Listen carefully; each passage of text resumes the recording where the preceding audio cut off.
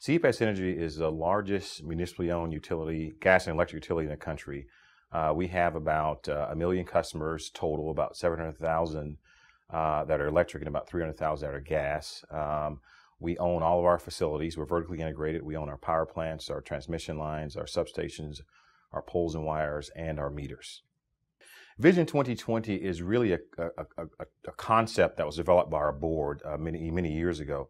And there are several facets of it, but the main facet is that our target is to achieve 20% renewable energy by the year 2020 and also have about 65% of our fleet, our supply fleet, our generation fleet, low carbon or non-carbon.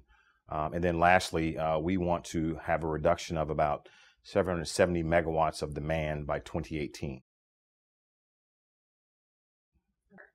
Well, actually, as most of you might know, I've only been at the helm at CPS about 9 months. So when I arrived, we had already been in discussions with Consert, although I believe they had been sort of in abeyance as I got there. So one of the first things I found as I talked around that we were talking to Consert, and I began to start to ask questions about this technology. What is it?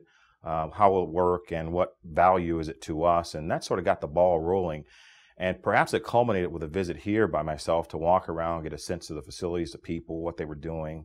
And I think from day one, it was clear that there was a value proposition for CPS in Greater San Antonio. The pilot started essentially, you could say, the beginning of 2011. I think that's when we really talked to our customers and we had a plan for a pilot. So the pilot really started around the first of this year.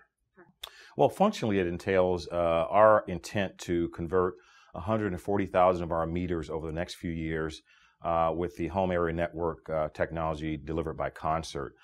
We hope that there's more opportunity down the road to add even more customers and households, but that's what it really means functionally.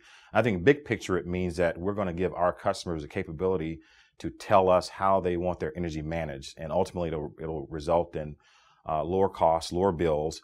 And for us, it gives us the capabilities to employ the virtual peak plant concept that saves us inefficient generation and also saves us fuel costs by having to bring on inefficient, older, simple cycle gas-fired power plants. We can instead reduce our customers' demand.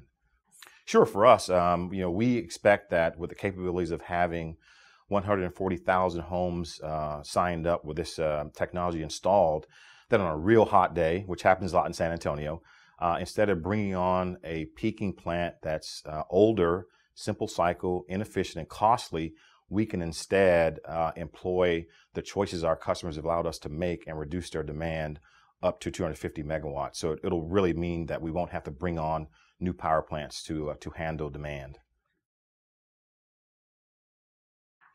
Well, the vision for San Antonio is we want to become the hub of the new energy economy. We feel like really no other city has taken that mantle yet, but it's really our attempt to parlay our pursuit of 20% renewables in a way that brings in economic development opportunities and education, and we hope to build a base of clean technology companies, and quite frankly, Consert is the centerpiece for that for us. Well, our customers, I think, functionally will be able to go in and complete a profile and really let us know when they want their energy to be managed. For some customers, they'll probably want us to decide for them. They want to be hands-off, but we have a large amount of customers who are really interested in this technology because it gives them flexibility. And unlike some of the older one-way demand control technologies, this is two-way. We don't tell the customers when we need it. They tell us when they want us to have it, and we think it'll match up and align with what best fits for our generation profile and our supply profile. So for us, it's an incredible opportunity for savings, efficiencies, and also it will also allow us to tell household by household when our customers are out of power. Right now they have to call in, their neighbor calls in, another neighbor calls in, and we kind of triangulate on to find the problem. This way, there might be cases where we actually inform them that their service is out, or let's say they're still at work, we can let them know that your service is out at home, it'll be out for 2 or 3 hours, and it gives them the option to find something else to do before they come home. So there is just an intangible customer satisfaction impact that we're also very, very excited about. Well, I'd say look long term. I think if you think short term, with any introducing any new technologies, there's a technology risk, and probably in the short term, you're not going to get the payback. But I think if you look on a long-term horizon, it's clear there's a payback. We think there's a tremendous opportunity to increase customer satisfaction.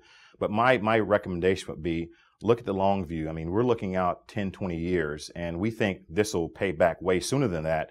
But I think if you look at it on a long-term horizon and you look at what it can do to save future costs of having to build new generation, I think it makes it really an easy choice for companies that are particularly large and vertically integrated.